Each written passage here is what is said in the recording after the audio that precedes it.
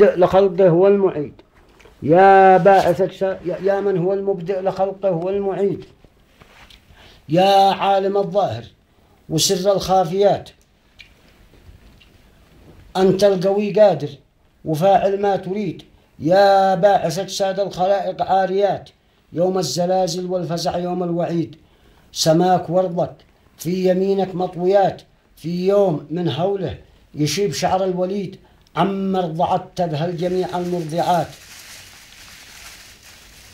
حسن الختام أرجوك وغاية ما أريد، ثبت لساني في حياتي والممات في كلمة التوحيد، حين أصبح وحيد ما لي سوى مولى الموالي والولاة، يا نور نور النور ذو العرش المجيد، غثني بنورك في اللحود المظلمات.